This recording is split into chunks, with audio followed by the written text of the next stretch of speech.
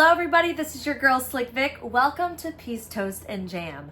I would like to first start out by saying I am so sorry that I didn't do a podcast episode last week during the Thanksgiving week. It was a little crazy, and so I do apologize for that. But I have to tell you that it was a very grateful, thankful, beautiful Thanksgiving here and with my family, with my families, because I was kind of bouncing around for Thanksgiving this year.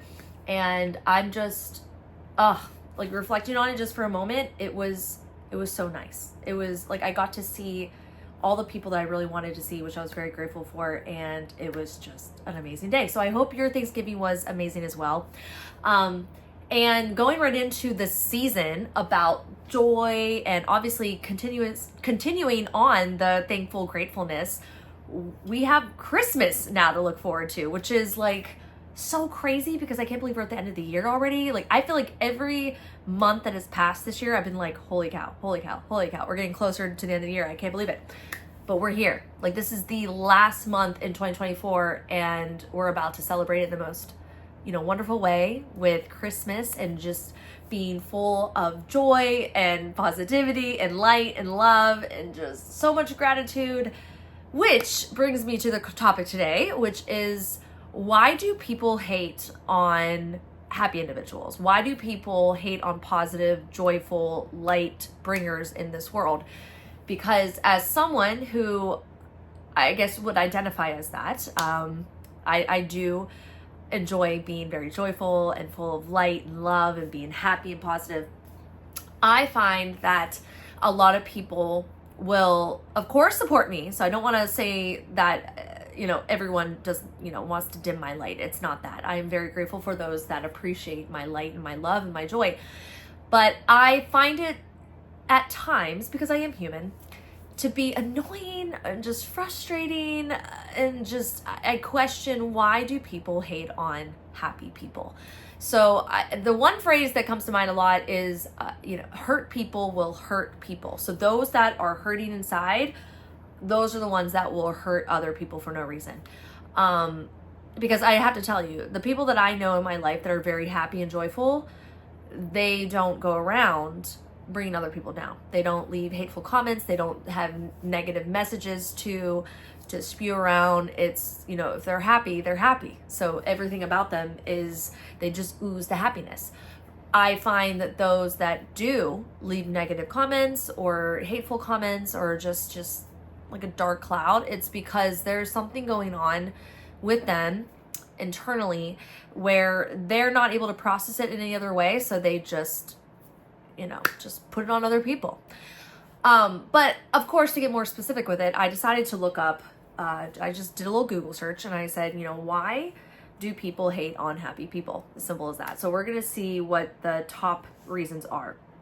So they said the number one reason is jealousy, which honestly, that does make a lot of sense in a lot of ways. If you don't know how to process that feeling of jealousy, you're not able to identify like, oh wow, like this is something that doesn't feel good. And instead of like leaning into it, you kind of reflect on the things that you do have. And then you try your best in those moments to go, oh, but I'm happy that they're happy. That's a very hard concept, especially for children to understand. But if you never really address it as a child, or if it's something that you just continuously do, it's going to travel with you into adulthood. And so that's where you get a lot of jealous adults. So I can see where that is something that individuals that hate on people that are really happy, they're jealous of their happiness. So of course they're going to try to bring them down. The next one is lack of recognition. So it says some people may not recognize or sympathize with positive people, which is interesting. So I think that also goes back to is that person recognized in their own life? Do people show them compassion? Do people sympathize with them? Because a lot of times I feel like an individual who doesn't receive that feels perhaps jaded in a lot of ways. And they can get, hard over time and just always have a chip on their shoulder. And so anytime they see other people doing well, it's like they can't even recognize it as that. And maybe it's a comparison thing or back to jealousy. The next one is beliefs about happiness. So some people may have beliefs that they don't deserve to be happy. Ooh, this is such a good one. It says, these beliefs can stem from low self-worth, feelings of guilt or shame, or a sense of obligation to put others first. So this is interesting because I personally have felt some of these feelings before.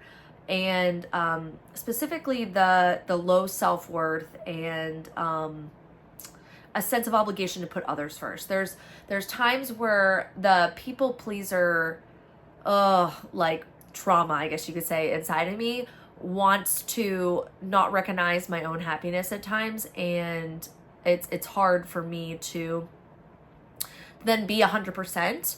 And I know that in order to fill up other people's buckets, I have to fill up mine first. I actually heard something really amazing the other day. It was on TikTok. Some individual was talking about how he was in therapy and he was telling his therapist, something like, I'm always pouring into other people and they're never pouring back into me and I'm feeling really depleted. And she said, and she was referring to a biblical verse, but regardless of the verse, she was saying, you only give the overflow to people.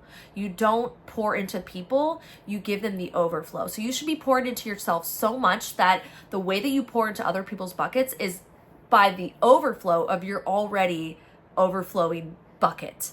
And I was like that was such an amazing realization and a visual for me, because I was like, wow, there are so many times, and this has happened since as long as I can remember, of actually reflecting on this, that I will put other people first. I will pour into other people in the way that I can, right? So like, it's not like I'm just emptying my bank account for other people, because I'm not financially overflowing. But one thing I am overflowing in a lot of time is my compassion, my empathy. I'm an empath. I'm a very emotional individual, and I have you could say the gift, but I honestly, I don't even know if you'd say the gift. It's just I really hone in on the emotional side of people, and I am very much affected with the emotions of other people. So I want to, quote unquote, fix others, not to fix them because there's something wrong, but I want to fix their sadness in the moment. And so I will just be like, all right, I'm going to dump all my buckets of like every pocket. We're just going to empty out as much happiness and joy and empathy and compassion that I can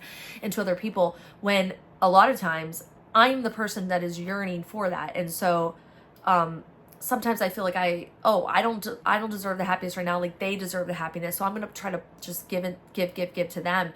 And then what ends up happening, and what has happened in the past, is that I'm looking at them all happy and I'm like, well, gosh, well, that's unfair. Well, I want to be happy too. And it's like, well, that's a silly thought process. You should have filled up your own bucket first and then, poured into other people. So I know that kind of was like a roundabout way of talking about that, but I can see that being a reason why people, maybe aren't able to really fully embrace other happy people. The next one is perception of others' success. People may think that others have all the good luck, or wonder how they get what they want when their own life is challenging. So I believe this kind of goes into like the bitterness of comparison, and how comparison is like the thief of joy, and how we tend to see other people's richness in life. And I'm not even talking about financial richness. I'm just saying richness in health, and yes, in finances, but maybe in just, in things just going right for them in a lot of different ways. And we go, well, gosh darn it, why can that happen for me? But the problem with that is, and this is kind of like the spiritual side of me, the more that you focus on the negative, the more that you're going to draw in the negative. The more that you're focusing on the lack, the more lack that you will bring in. So if we start to focus on the abundance, it doesn't mean that perhaps $1 million is going to just fall into our lap tomorrow, although it could. I mean, there's no reason why it couldn't. It's just that, will it happen? Who knows? But it could happen. But the more that we focus on it never happening, we're literally telling the universe, no, it will never happen. So what you believe is what's going to happen. It's what's going to conceive. It's what's going to pop up. The more, wherever your focus goes, your flow goes. Wherever your flow goes, your focus goes. So it's very interchangeable, and that's the way I look at it anyway. So wherever your focus goes, your energy flows. So if your focus is, oh, well, things never go my way, it always goes his or her way, then it's like the world will go, yes, you're right. Things will never go your way, and things will always go their way. It's almost like you're you're helping to fill everyone else's world with all the happiness and joy, and you are literally stealing from your own happiness, if you will, yourself. Like, you're creating it. You're literally creating an emptiness inside your world, and you are just draining the joy and positive, and you're putting it everywhere else through what you're saying. So I just by what these little things have said, I do agree with all these statements. I think another thing is when we're talking about social media, because that is truly where I see a lot of it. I do have it in my real life, like this physical life. I do have it in real time. Individuals that just hate on happiness, happy people. But more so because I live a very open social media life, I get a lot of hate. I get a lot of negative comments on very positive posts. And I think individuals like that are a lot of times just, for lack of better words, like trolls. They're just trolling me, or they're bots, or they are just simply wanting attention. And it's all okay and good for the most part, meaning like I'm very understanding of that life that I'm living, and I'm very aware that with being in the media, social media world, that you're susceptible to anyone, just freedom of speech, saying whatever they want to say. I think the times that it bothers me the most is specifically when it's on a post that's super happy and positive. Because I, of course, like anyone else, I have made posts before that are controversial, and I know that the reality is that people are going to have their own belief systems, and they're going to, say what they want to say. And I know if I'm talking about a topic that could be a hot topic, or of course, we're going to have individuals that don't agree with me, and it could be like, all right, get ready for this, because you are, lighting a fire here, babe. But in the same breath, the ones that I know are not meant to be that way and are just solid, good, joyful, happy posts, and I get those individuals that just want to bring me down or bring other people down in it. It's like, whew, those ones cut really deep. Those are the ones where I have to take a breath and be like, is it worth me typing out something here, or do I just wish them well? And it's that hard balance of why would you want to say something negative on a very happy, uplifting post? It just doesn't make sense. So that's where I like to, in those moments, reflect and go, okay, what is this? First of all, it's not about me. It's never about me. It's always about the person who's making the post back, or the comment or whatever. Second of all, this person obviously doesn't know me and doesn't know the people I'm talking about in these posts, or doesn't know really what I'm getting at, because if they did, they would understand that it is all uplifting. And the third thing is usually attention. It's usually just attention. And then for those individuals, when I get to that point, I honestly feel a lot of pity, and I feel a lot of I don't even know what the word would be. I guess it would be, I would maybe some sympathy, maybe throw some compassion their way, because I feel like an individual just doesn't come out of the womb that way. There had to have been a lot of hard lessons in life and a lot of experiences that have created this mindset in this person that's created, what's the word I'm looking for? But just a habit of being a Debbie Downer, really. Just someone who it's very hard for them to find the joy. And for those people, it's very similar to the Scrooge, the holiday story that comes out during Christmas, where he was just a bitter old man, and then he had the realization of oh my gosh, life is very short, and if he keeps going down the route he's going, then obviously it's going to be hardship and horrible, and people are going to remember him only for the negative things. So blah blah blah blah. All that to say, there are times where being human is really hard, and being a human that is very positive is very hard, but I wouldn't change it for the world. And honestly, this is where I'm going to wrap it up. Although it's a hard spot in society to be a very joyful, happy, joyous person and light bringer in this world, specifically right now, the world just being so crazy as it is. I wouldn't trade it. I wouldn't stop doing it. There are times where I've wanted to. There are times where I have felt just exhausted and tired of trying to defend the positive light in me. But one thing that reminds me that I should keep doing what I'm doing are the individuals that I do reach, are the people that have reached out, whether it be on a post directly or a comment or a direct message or a voice message or someone who wants to work with me as a client, and they have just poured out how much they appreciate the positivity. That is what keeps me going. That is truly what keeps me going on the days where it's really hard to self-motivate, because although I'm disciplined, and that's of course the whole point about discipline, on the days where motivation is not enough, you have to have that discipline to keep going. On the days where I don't have the motivation, and on the days where my discipline is there but it doesn't feel good, I am reminded constantly by those individuals that what I'm doing is trying to bring joy into this world that is forever going to need joy, because without the darkness we don't see the light. That's the truth. We don't appreciate the light. And I know this world that we're living in is supposed to have both, so that we can learn and we can have the human experience and we can dabble in both, because I do believe that there is reasons for both in the world. I know people would say, well, no, why do we have to have that? And I'm like, true.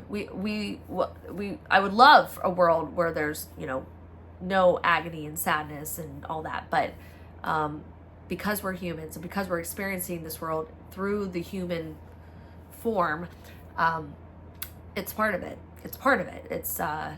And instead of running away from it, if we embrace it and we try to understand it, and then we try to say to ourselves, okay, that didn't feel that great, I'd rather be over here. The more that we are going to be putting in the steps and the default system and the repetitions of trying to be a more positive person, a more joyful person, and celebrating that more than the opposite. And although it may still pop in, because it will, it doesn't mean that we have to sit there forever. And it's easier to get out every time, because we are reminded of all the things that we have in our life, all the grateful people that we have in our life, and all the joy that we have in our life. And that is why I'm here. And so with that, because I could just keep talking about this forever, I am happy to be that in this world.